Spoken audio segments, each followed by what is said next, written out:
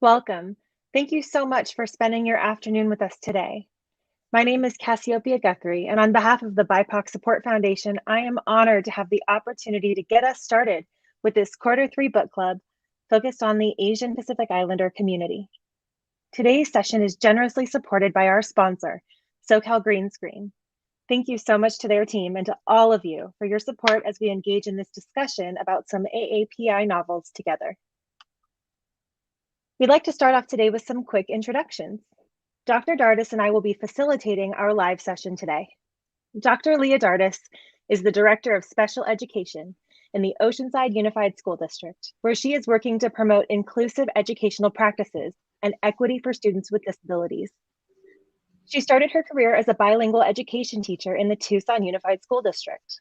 During her 20 years there, she served as a language acquisition and literacy specialist, an assistant principal, and a principal. Due to the passage of Prop 203, also known as English for the Children, where the bilingual education program was effectively dismantled and emerging multilinguals were segregated into 4-hour English-only blocks, she began her doctoral studies.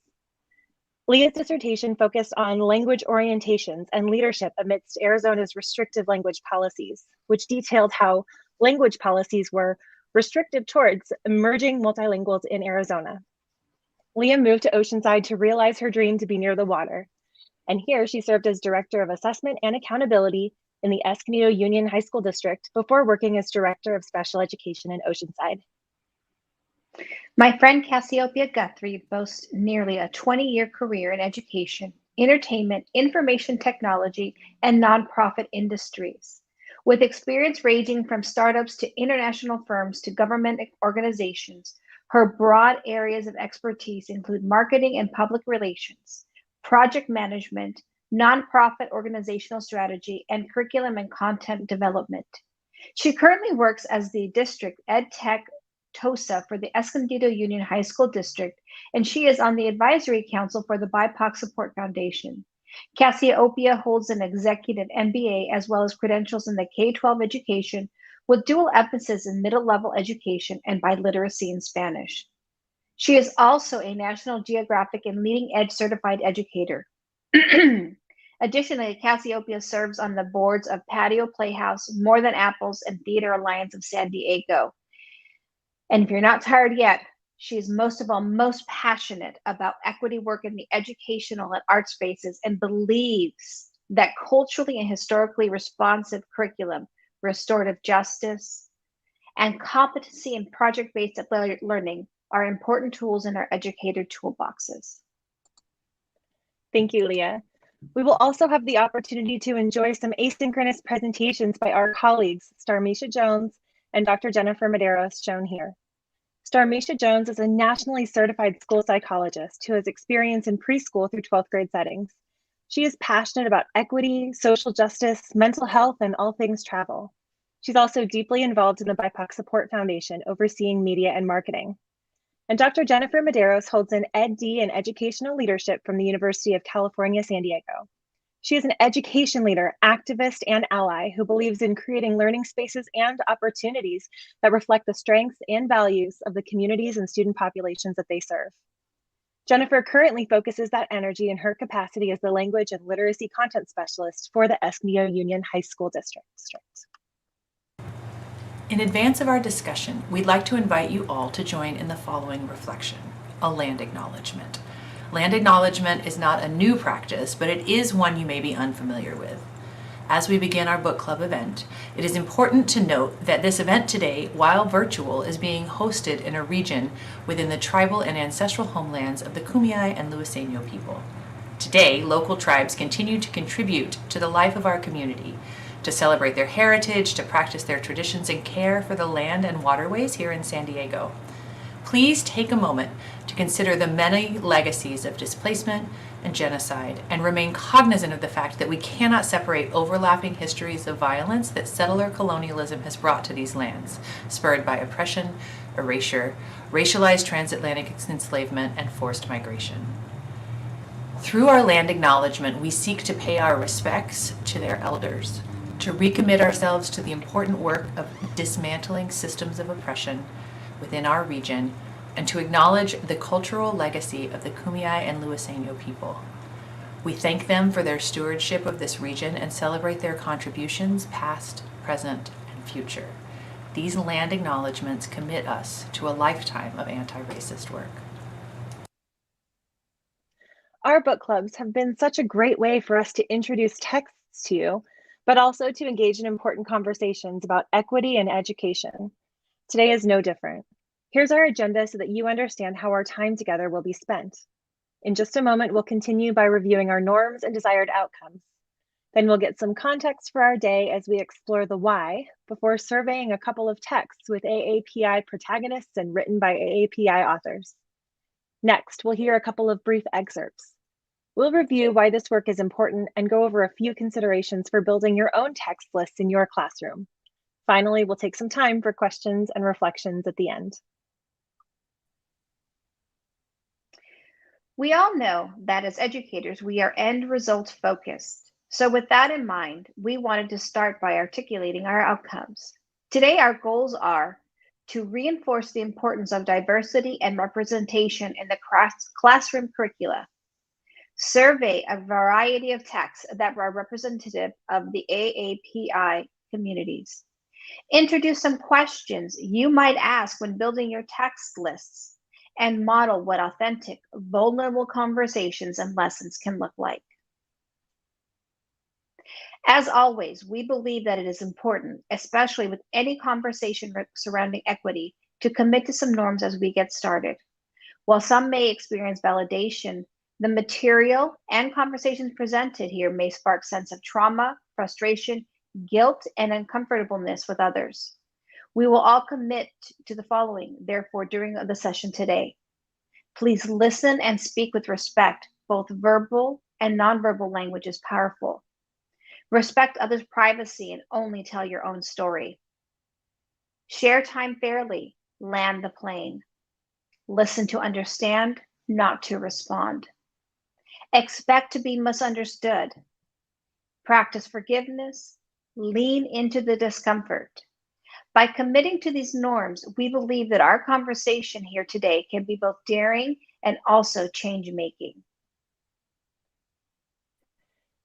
Today, we are excited to engage in surveying a number of texts. It was really difficult for us to narrow down our offerings because there are so many great books out there that so many are unfamiliar with. But ultimately, we selected the books shown here in the photo with the idea that you might leave this session ready to explore one or more and to begin your own journey of discovery. American Panda is written by Gloria Chow, and it is a coming-of-age tale about finding yourself, your people, and your place in the world. This book examines the relationships of Mei Lu, a first-generation American who's a little bit awkward and very much germ-averse. Those relationships include the somewhat strained relationship she has with her overprotective mother, the relationship she is attempting to repair with her estranged brother, and the relationship she is starting to develop with peers at her college, MIT. Chinese and Taiwanese culture takes center stage throughout, and the reader is greeted with Mandarin phrases and words.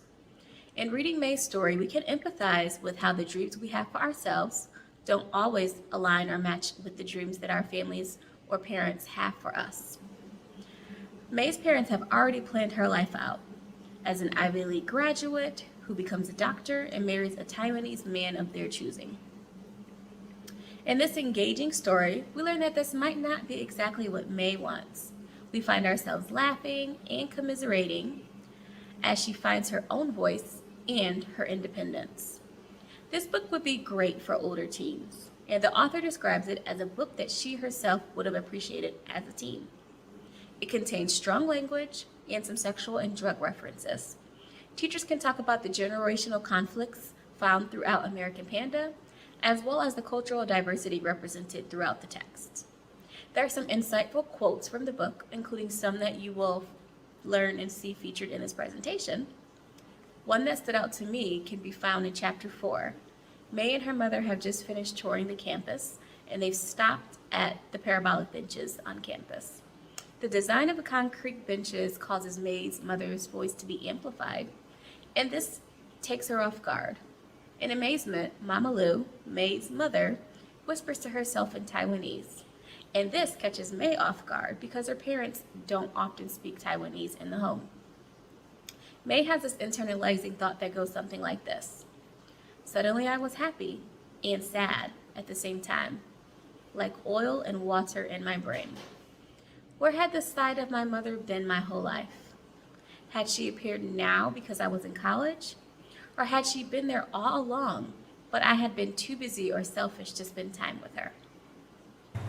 Do you know what it's like to like someone so much you can't stand it and to know that they'll never feel the same way? Imagine if everyone you've had feelings for discovered your innermost thoughts about them, and they all found out about it at the same time. Laura Jean, a high school junior, deals with her crushes in a unique way. She writes them each a letter, pouring her heart out, and then seals them and stores them under her bed. In those letters, she shares her feelings about the boy, her life as a middle child in the Korean-American household, and her ups and downs as she struggles to fill the hole left by her mother's death. One day, Laura Jean discovers that someone has not only found the letters, but mailed them. And the hijinks that ensue are the impetus of this heartwarming story about family, connections, and self-discovery. While the love story is a central element of To All the Boys I've Loved Before, this book is as much about Laura Jean's family as it is about awkward encounters with boys. Laura Jean's Korean mother passed away when Laura Jean was 10, and a key element of the narrative involves how the protagonist and her two sisters navigate their identities and relationships with one another in their mother's absence. Laura Jean's Korean background is not a central character in this story, but so much of her life is colored through the lens of her Asian identity. Like when she bemoans the limited Halloween options for Asian girls. Like, one year, I went as Velma from Scooby-Doo, but people just kept asking me if I was a manga character. I even wore a wig, so now I'm committed to dressing up as Asian characters exclusively. To All the Boys I've Loved Before is a fun, lighthearted romance appropriate for most readers from middle and high school to adult.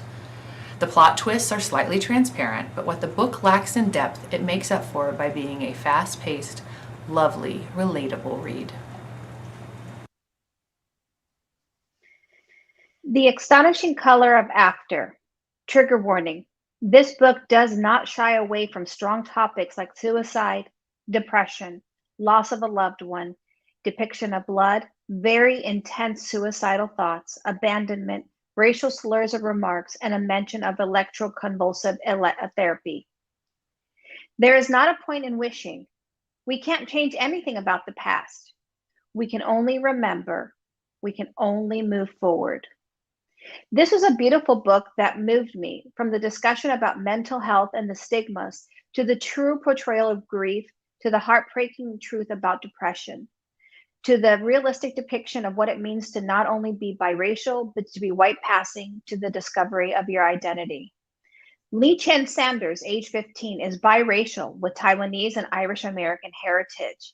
She is a budding artist who is in love with her best friend, Axel Moreno, with whom she shares a habit of describing their feelings through color. Though her parents' relationship is initially full of laughter and Sunday mornings with fresh waffles with the frequent academic travels of her father, her mother's spiraling depression, Lee's home becomes a sober, dark place. And as Lee soon learns, what is fragile will often break. And on the same day she kissed her best friend for the first time, her mother took her own life.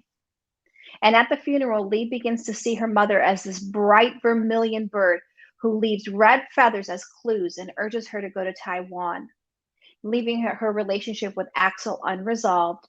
During the summer break, she visits her maternal grandparents overseas for the first time, determined to understand her mother's crossed out last words, "I want you to remember." The setting of Taiwan is caringly described, enriched by Lee's insistence to visit her mother's favorite places and with the interpretation help of a woman named Fang, who is not all what she appears to be. And despite her unfamiliarity with the language, Lee begins to reconnect with her grandparents and start mending the cracks that first separated them, metaphorically and literally weaving a net to help each other recover. I absolutely loved Not Your Sidekick by C.B. Lee. Some texts, like the one we heard about, are heavy. Some are bitter, but not this one. This one is candy. Not Your Sidekick is a dystopian superhero story for tweens. Taking place in the future in what is presently the Nevadan high desert, Jess Tran lives in a world where superheroes are common. In fact, Jessica's own parents and siblings have superpowers and hero alter egos themselves. Jessica, however, has not been able to manifest any powers, and she's beyond the point of being able to do so. While she's disappointed, she's not defeated, and she decides to do whatever it takes to snag a premium paid internship in order to pad her college application. The story ramps up quickly when Jess lands the internship and, after signing her NDA, learns that her employer is none other than the local heinous supervillain and her parents' archenemy. Complicating things are her flirtatious relationship with her coworker and crush, Abby, and the need to maintain absolute secrecy about her work from her friends and family.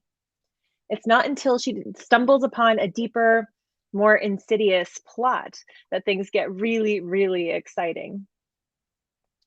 One of the things that I really, really loved about this particular story was the way that it highlighted Jess's culture. For example, some of the quotes included these ones. It's a familiar cacophony of women behind the culture, shouting out order numbers and menu items, scanning receipts carefully, handing out fragrant bags full of food. And then Jess noticed she hadn't asked anyone else to confirm their order. It's not that her pronunciation is terrible, it's just that she should have known it was easier not to try in the first place. And this last one that was incredibly powerful to me as a mixed race woman. Jess often feels as if she's not Chinese enough in certain situations and not Vietnamese enough in others. It's awkward when you're not quite one, but not quite the other. We are excited to explore that topic further in our next book club series, The Mixed Race Experience. Regardless, I would recommend this book for any tween. It's fun, it's a lighthearted read, it has a Vietnamese Chinese protagonist. It also features an interracial queer high school romance and diverse characters, including a transgender Black best friend, Bells, who, spoiler alert, is actually the protagonist of the second book in the series. Really enjoyed this one. Our next book on the list is Farewell to Manzanar. Farewell to Manzanar is a book you have to read that you may have read in the past and one that is found in school libraries. So we didn't want to miss the opportunity to reintroduce it to you. This text is co-written by Jean Wagatasuki Houston and her husband David Houston, and is a powerful memoir highlighting her experience living in the Manzanar War Relocation Center internment camp beginning at age 7. Jean, the youngest of 10 children, sets the stage of her initial upbringing in Long Beach, California, as the daughter of fishermen, and then walks readers through her father's arrest, where he's wrongfully accused of delivering fuel to Japanese submarines. She details what it's like for her family to be rounded up and tagged and placed on a bus. And most of all, she helps the reader to realize how different it was when they arrived at the internment camp in the California High Sierras near the base of Mount Whitney. And let's be clear, the magnitude of what 120,000 Japanese experienced in the name of security here of American soil is horrific. In this book, for example, the author describes her experience from the first morning in camp, a graphic trip to the latrine. The first morning, on our way to the chow line, Mama and I tried to use the woman's latrine in our block, outside. Men were working in an open trench up to their knees in muck, and inside the floor was covered with excrement, with all 12 bowls erupting like a row of tiny volcanoes. Upon arriving at a different functional latrine about 2 city blocks away, she explains that each block was built the same. It was an open room over a concrete slab. The sink was a long metal trough against one wall with a row of spigots for hot and cold water. And down the center of the room, 12 toilet bowls were arranged in 6 pairs, back to back, with no partitions. She shares how her mother's traditional modesty was only saved by an old woman who allowed her to borrow a large cardboard carton wrapped around one of the bowls like a 3-sided screen.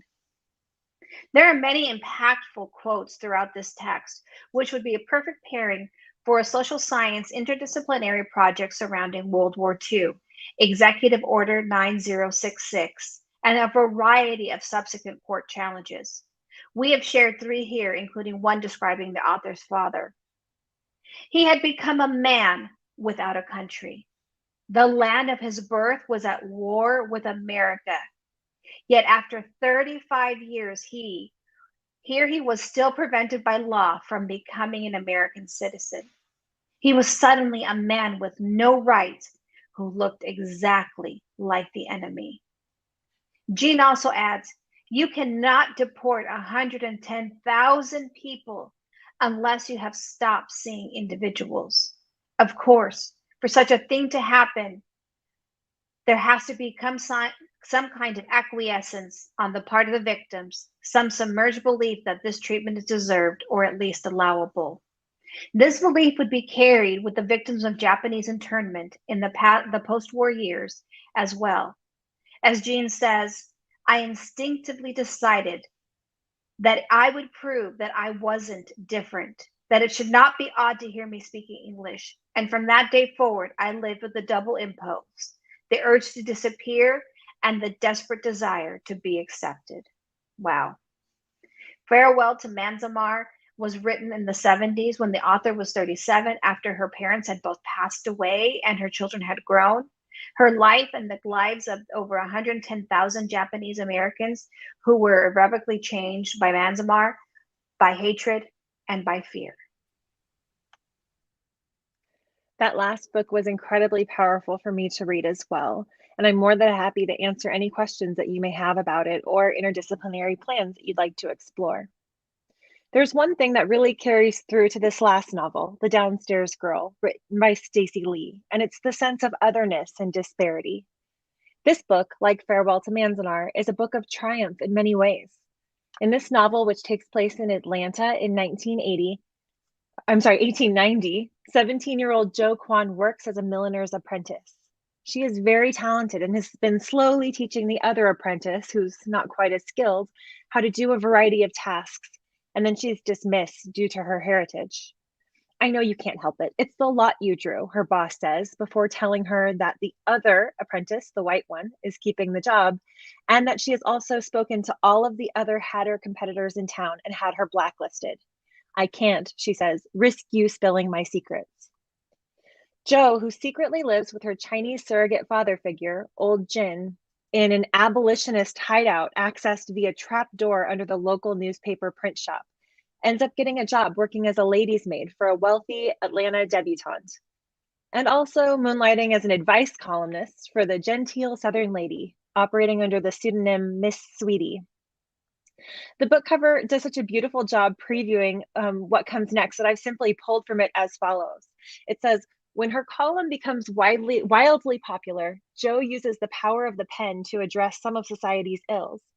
But she's not prepared for the backlash that follows when her column challenges fixed ideas about race and gender. While her opponents clamor to uncover the secret identity of Miss Sweetie, a mysterious letter sets Jo off on a search for her own past and the parents who abandoned her as a baby. But when her efforts put her in the crosshairs of Atlanta's most notorious criminal, Jo must decide whether she, a girl used to living in the shadows, is ready to step into the light. I love this story, and in particular, I loved the quotes I've shown here. First, we must all abide by the rules, but some of us must follow more than others. Next, somehow old Jin has managed to fit us ourselves into a society that, like a newspaper, rarely comes in colors other than black and white.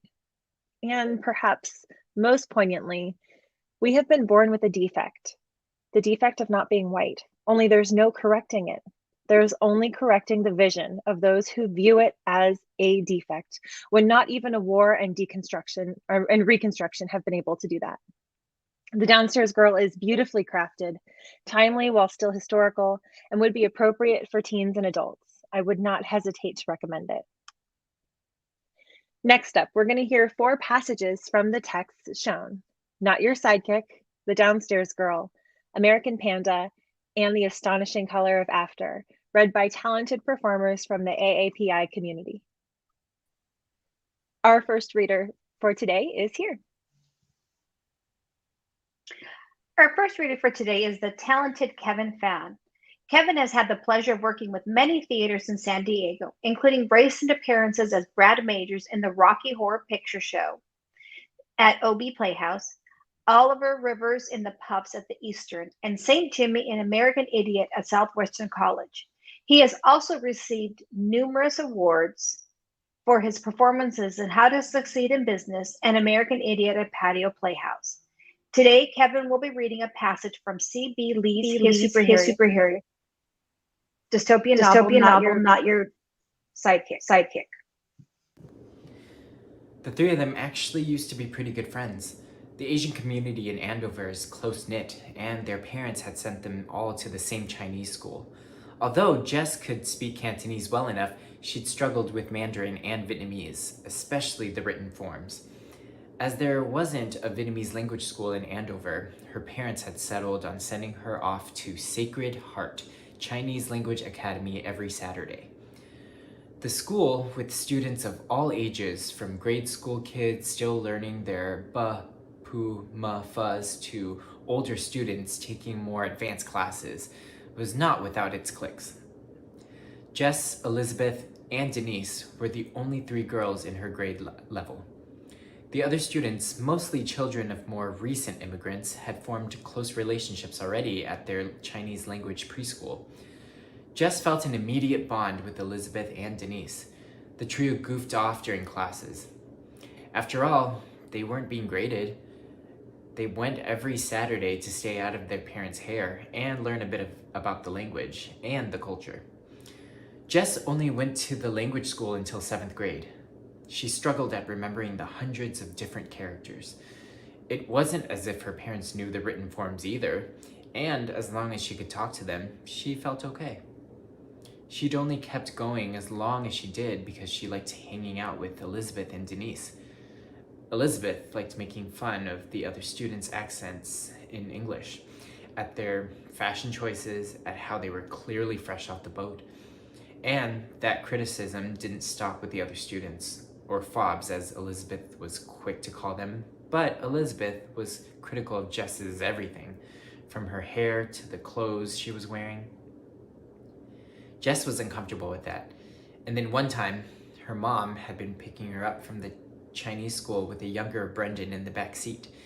Brendan was quite precocious, but he didn't care much for fashion. He was wearing 3 different hats from the colleges that were courting him.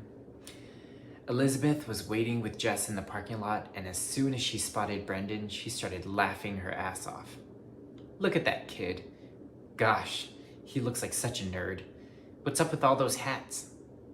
He is a nerd, Jess said hotly, but he's also my little brother. And he's amazingly smart and applying to colleges already. Oh, I didn't know, sorry. Elizabeth's tone signified that she wasn't really sorry that she'd insulted Jess, his little brother, and she went on to criticize someone else.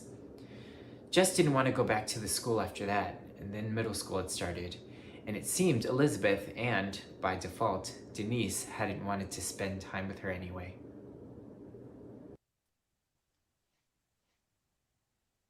Thank you, Kevin.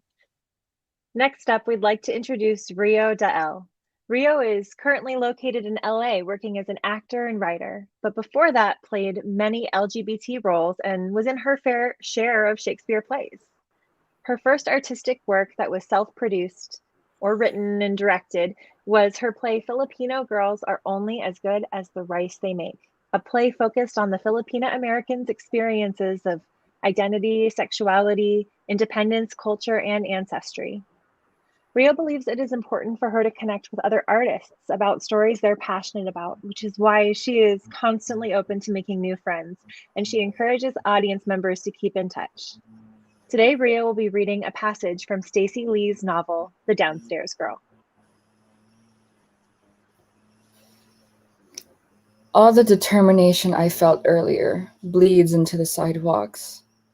A drunken chorus from somewhere ahead diverts my path into a narrower street I usually avoid on account of the smell. Carcass Alley features both a butchery and a mortuary. though I think the real stench blows in from the courthouse down the street, which has never allowed a Chinese to win a single lawsuit. A sagging dwelling with flaking paint seems to cough with every bang of a woman's hammer as she works to nail a sign onto one of its posts. Room available. The iron banisters to the doorway have rusted and several windows are missing their glass. Who would pay to live in a wreck like that? I bite my tongue lest the monkeys of mischief hear my thoughts. How much is the room? I call up to her. Chinese aren't actually allowed to own land or rent. Old Jin and the other bachelors had squatted in a cluster of ramshackle shanties before I was born. But for the right price, folks could be persuaded to look the other way. The woman twists around and her eyes clench at the sight of me. Too much for you. Your kind likes to trek in knits. Plus, I bet you smoke black tar. She ducks into the house and lets the door swing shut behind her. My fingernails have lodged themselves in my palms, and I extract them with a slow breath. I don't want to live here anyway. The only worse abode would be Collins Street, and old Jin would never let us inhabit that crime pit. I hobble away, my steps tight and quick. Before the train crossing, people crowd bright food stalls, thick as bees on honeycomb. When the sidewalk grows too crowded, anyone not white takes to the street. Old Jin always instructed the uncles to give way.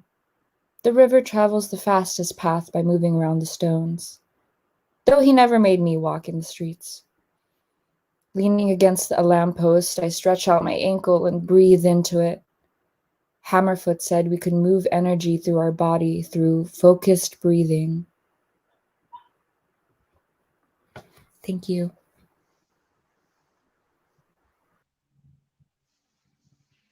Next, we'd like to introduce our next reader, AJ Pawaan. Angeline Pawaan is a Filipina-American actor, director, and content creator dedicated to works that activate communities and amplify the women experience. She is a graduate from UCSD with degrees in cognitive science and theater and is the recipient of the 2020 Wagner Award. Her previous acting credits include Her Story, Good Trouble, Pippin, Sonnets for an Old Century, and more. Today, AJ is reading a brief passage from American Panda. Take it away, AJ. At 4 a.m, extra pressure on my bed stirred me from my hard-earned sleep. Without opening my eyes, I knew the unwelcome visitor was Nanai, the only person with the gall, elderly status, to regularly intrude on her sleeping hosts in the hopes of waking someone to keep her company. She spoke in Mandarin. May, you need to learn obedience. Just look at your father, the epitome of Jiaoshun. Always putting me first, never asking questions. He was obedient to Yeye until the end. No, past the end. After Yeye's death, your father paid the proper respect, refraining from cutting the hair on his head for 100 days. That wasn't noble, just sad. The only way my father knew how to express himself to Yeye was through an archaic tradition done after death. But don't worry, your father wasn't always that way. It can be learned. She guffawed suddenly, loud and throaty, startling me. He was so naughty as a child. He loved to eat. Whenever I gave him money for a haircut, he would spend $1 on beef noodle soup and just accept the beating that followed. So naughty, just like Xing. My heart ached for my father, who grew up in a different time and had it so much worse. Had he been scared, confused, resentful? The few times he had talked about Yeye, he'd spoken with such reverence. Nanai inched closer and leaned over my still torso. One time, Yeye caught him smoking and used a cigarette to burn his arm. Your father never smoked again. I pictured the 3 welts of scar tissue on my dad's arm. Whenever I asked where those came from, he just grunted. Nanai obviously didn't know he continued to smoke for years, a pack a day, in the basement. The only way Yeye helped him quit was by dying of emphysema. So many secrets. So much left unsaid. I was guilty of the same, like father, like daughter, carved from the same mutsa. She patted my leg. Try harder. I know you can do it. You're at MIT because you're a hard worker like me. Did you know when I joined the army to escape the communist war? Then, in Taiwan, I argued my way into the police academy. For the first time since the onset of her dementia, I felt that thread that connected us. I used to look up to her for her independence, the fight that she had inside. My chest used to puff when my father told me I reminded him of her, the highest compliment he could give. But then she pressed a finger to the off-center mole on my forehead, which was visible now that I was lying down and my bangs had fallen to one side. We should remove this. I could cut it off for you to help you catch a man. And with that, our moment was over. She shuffled out, muttering about finding a knife for the goddamn mole that had plagued me my whole life. After wedging a chair beneath the door handle to keep Nanai and her knife out, I tossed and turned for hours, haunted by my father's past, Jing's past, and my future. Thank you so much, AJ.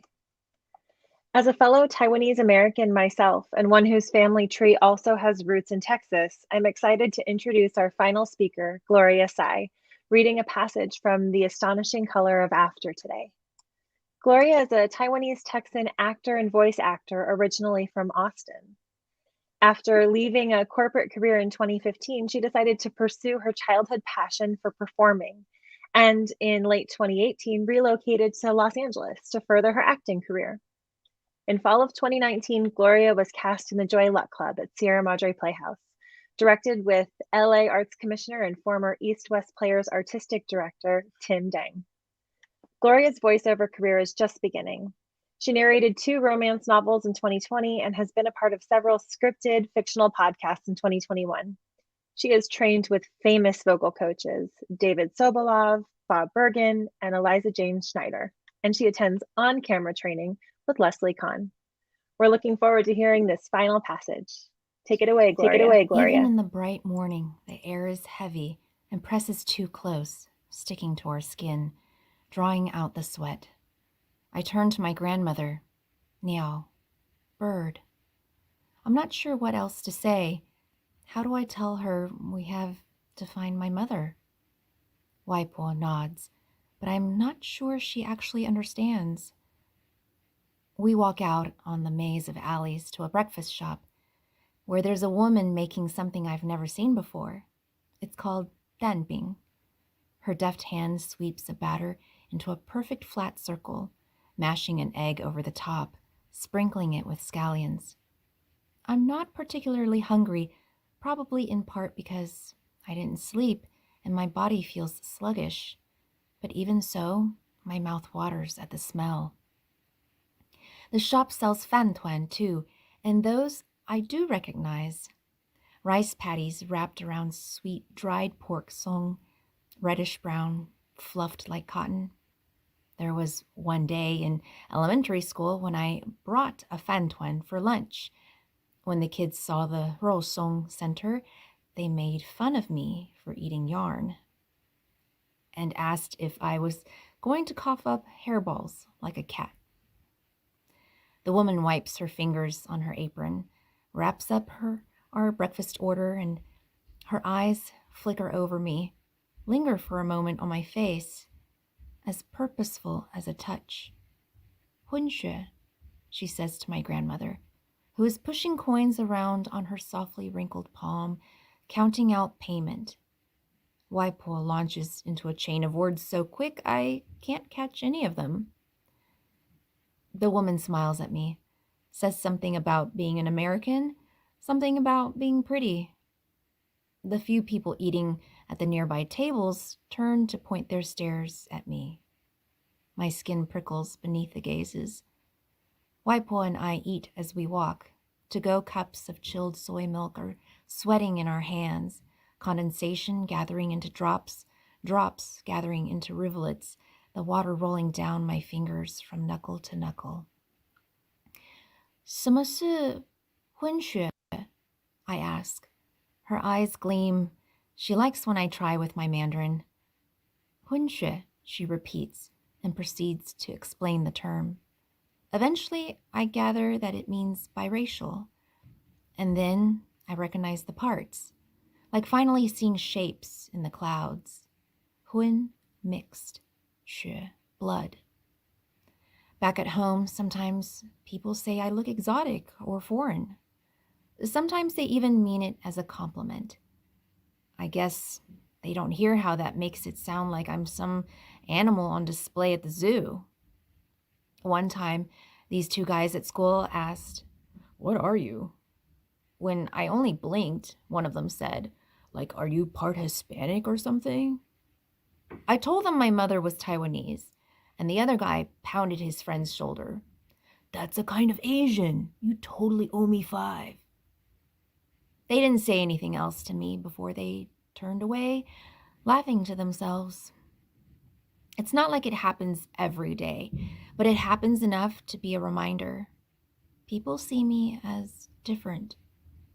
And now finding myself so differently named, 混血, mixed blood, like a label printed out and affixed to my forehead, it makes something twist in my guts in a dark and blue-violet way.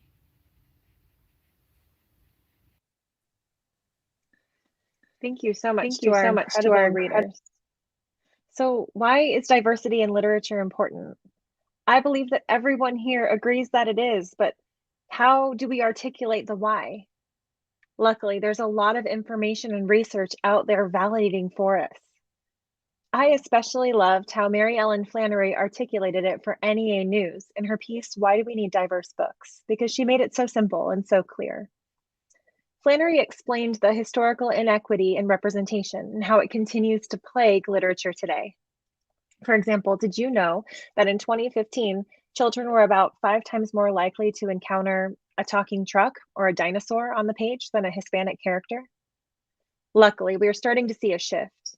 According to her research, in 2019, more than 12% of US published children's books featured Black characters, 9% of books featured Asian characters, 6.3% featured Hispanic characters, and less than 1% had Native American or Alaska Native characters. It's progress, slow, but progress nonetheless. One thing that Flannery articulated in her article was 3 key points shown here. The first one, mirrors and windows, refers to the importance for Asian, Black, Hispanic, and Native students who are often stereotyped or overlooked in popular culture to see their lives reflected in the pages. Mirrors. Similarly, white children can gain a lot from reading texts like these. It's a chance to look into the experiences of children of color. Windows. For her second point, empathy is key. Flannery reminded us that it goes beyond this, however. Quote, when the only stories told in a school library are white people's, said librarian Melissa McDonald, then the message to Black, Hispanic, Asian, or Native students is clear. Your experience doesn't matter. Meanwhile, if you're a white kid who only sees and reads about white kids, you get an inflated sense of how important whiteness is. With many schools continuing to see segregated attendees, it can be hard for children of different races to connect and care about each other. When we share more than books about white kids and white experiences, we help build empathy in the human experience, she argues. A big piece of that goes into this idea, the third one, of learning a different story. As Flannery notes, a good book can help you understand what it's like for people who don't share your race, religion, sexual orientation, or socioeconomic status. When we remind students that they aren't alone, they know there is hope and that things are going to be okay. Now, we're keeping it pretty light here, and perhaps you're interested in digging deeper, or maybe you're not. But I will say, if you are an individual who wants more research-focused reading, I'd love to recommend a dissertation by Dr. Agnes C. Tang titled The Representation of Asian Americans in Children's Literature, a content analysis of Texas reading. It tackled really vital topics related to the Asian American experience in the United States, from subservience to exotic objectification to model minority. She discusses how the intentional rollout of the term Asian American to replace Oriental in the late 1960s has impacted a variety of different Asian ethnic groups. She ultimately shares a quote that took my breath away from Manuel and Davis, who said, "Asian American children are thus caught in a triple bind, pressured to remain faithful to ancestral heritage, while at the same time admonished to assimilate and become fully American, but ultimately finding that because of their Asian genes, many Americans will never give them full acceptance." Given the robust and problematic history of inequity in communities of color, I challenge you to consider some important considerations as you build your own classroom library. First, ask yourself this: what is proportional representation, and is it enough? While you're thinking about that question and your answer, I'm going to have you dig in a little bit deeper and consider this. If we're talking about proportional representation of the literature on your bookshelf, does it challenge or perpetuate systems of oppression? Does proportional representation address the system itself or just a symptom? I think it's important that I let you sit with that for a moment before we move on. So again, those questions are, if we are talking about proportional representation of the literature on your bookshelf, does it challenge or perpetuate systems of oppression? Does proportional representation address the system itself or a symptom? Feel free to chime in through the comments if you'd like to. These are important things for us to talk about. Okay, here's our next consideration. Go ahead and read this statement. No marginalized group is a monolith. What does that mean to you? Again, feel free to add it to the comments if you'd like. What does it mean in your community? What does it mean here for the Asian American community? Again, no marginalized group is a monolith. Once again, please feel free to add it to the comments if you'd like. Now for follow-up questions, please take a moment to consider the following. Who is adversely affected by a monolithic perspective? And in what ways are they affected? And most importantly, how are those impacts the result of or perpetuated by a system of oppression or privilege? So then when we're building our classroom text list, we have to consider additional questions. Ask yourselves the following. What is the story being told here?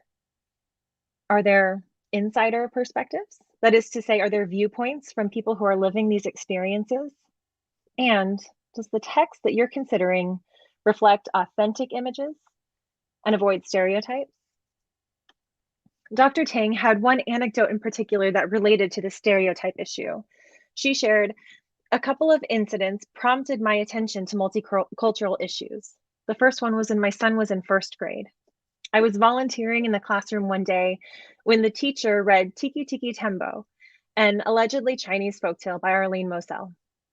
The story tells of a family with two sons, and in accordance to ancient Chinese custom, the firstborn was given a long and honorable name, Tiki Tiki Tembo no Sa Rembo Chari Bari Ruchi Pip Peri Pembo, which supposedly meant the most wonderful thing in the whole world, while the second son was given the name Chang, which meant nothing or unimportant.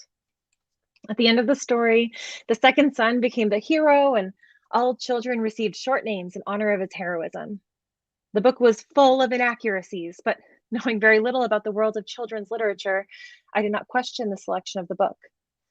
Although the reading of the story troubled me, I could not verbalize why. Years later, I realized what troubled me about the story was the way it perpetuated racial stereotypes, that all Chinese look alike, they're foreign, and they're exotic. It also sent a message that all Chinese customs are strange.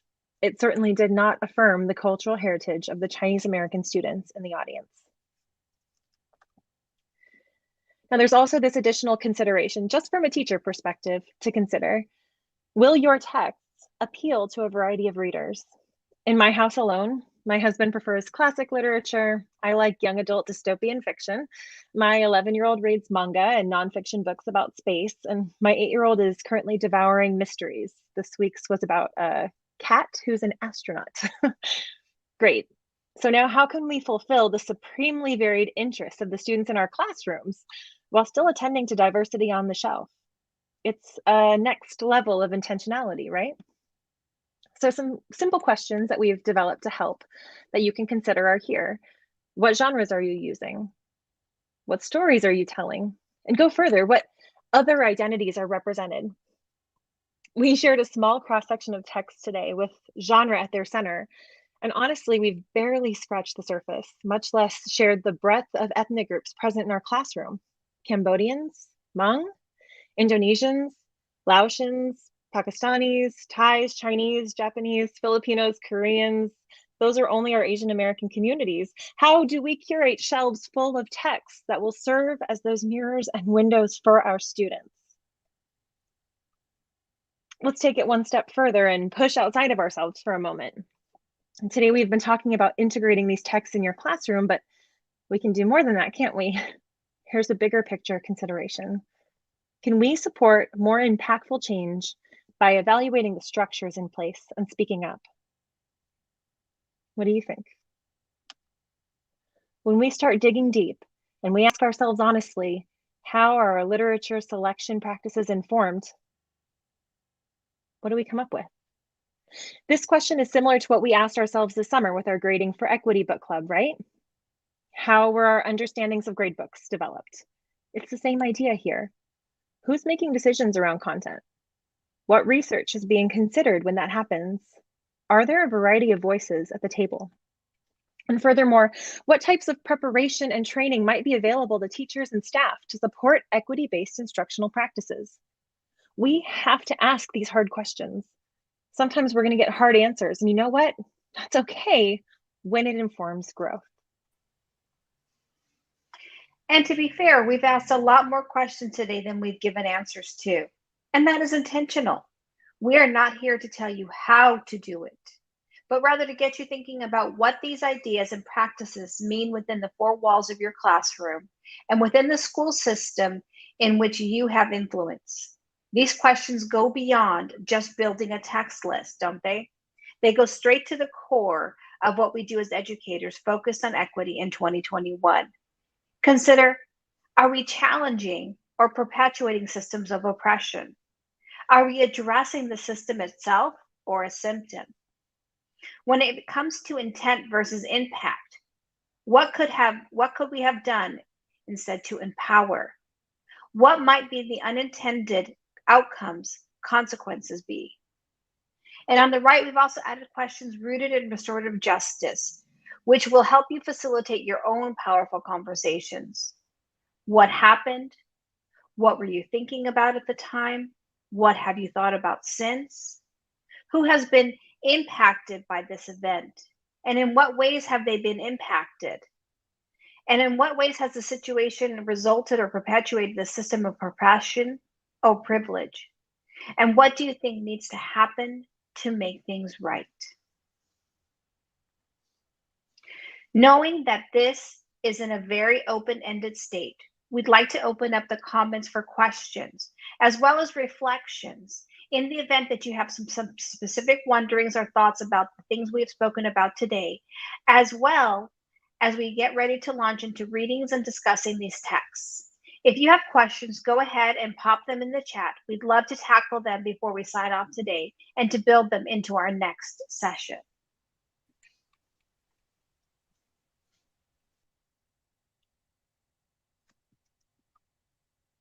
Once again, if you do have any questions, please feel free to drop them in. But we do have to decide one of the most important things of all, which is, which text are we reading? We'd love to vote by using the comment feature. So please type the code word for whichever title you'd like to read in the chat. We're going to leave this open for the week so that anyone who is watching this asynchronously can vote as well. And we will send you an email with the final selection so that you can participate. Again, those texts are here. We have The Astonishing Color of After using code word color, Not Your Sidekick using code word sidekick, To All the Boys I've Loved Before using loved, American Panda using panda, The Downstairs Girl using downstairs, and Farewell to Manzanar using farewell. And we would encourage you to continue to think about these texts and then to continue to expand all of the books that you're reading with additional books that tackle similar topics. One example that I can give you is George Takei's text right here. They called us the enemy. They called us enemy. And this is actually a graphic memoir, and it's really an incredible text. So again, it's George Takei's They Called Us Enemy. And if you have not read it previously, I would highly recommend Internment by Samira Ahmed. This is an amazing book. And if you have not read this before, we would definitely advise that you read it. It is about a young lady whose family is Indian American and who is Muslim. And she gets put into a concentration camp or an internment camp just outside of Manzanar. Due to her religion. So really, really incredible books that are out there. And we hope that you'll continue to read them and continue to engage in this type of work. Thank you so much. On that note, if you'd like to purchase any of the texts that we've discussed today and read them prior to our next meeting, or if you would like to read other books centered around the AAPI community, equity-focused pedagogy, or anti-racism, you can visit our bookshop by visiting BIPOCsupportfoundation.org and clicking the bookshop link. We have curated and are continuing to curate texts for teachers, in addition to lists of fiction and nonfiction books for pre-readers, tweens, teens, adults, everyone in between. Our bookshop is for everyone, those of you who are in the field of education and those of you in the community at large. And a portion of your purchase actually goes to support education and business initiatives for the BIPOC Support Foundation. And while you're on the website, you can subscribe to our newsletter, donate to the nonprofit to support other initiatives that we're engaging in, and to access our offerings under the Resources tab. We also have a survey we'd love for you to fill out if you can. It's located at bit.ly/BSF-bookclub3. Not only is this going to help give us some feedback about today's event, but it will also provide you with an opportunity to sign up for the subsequent discussion talking about a book that we heard excerpts from today. I do see a comment that says, one of the things we continue to be mindful about at school is not just reading books by and about AAPIC individuals during a given awareness month. We could not agree more. Thank you so much, Star. And I see we have votes for color, for sidekick, for downstairs. Ooh, I can't wait to see who wins after this week. We absolutely can't wait to hear which text we will end up reading. Now, as we wrap up, I wanted to take a moment to thank our artists, speakers, and sponsors, without whom this event would not exist. And if I could actually have Leah join me up here. Thank you so much. Thank you so much to you too, Dr. Leah Dardis. I'm so honored always to have the opportunity to co-facilitate with you. Thank you also to the entire board and team behind our book club, including Star Misha Jones and Dr. Jennifer Medeiros, all of our amazing artists, and the team behind the BIPOC Support Foundation. If you feel so moved, here are some handles where you can follow everyone on social media. Once again, thank you so much. We cannot thank you enough for taking the time to be here today. We hope you enjoy engaging with these texts, and we look forward to seeing you next month.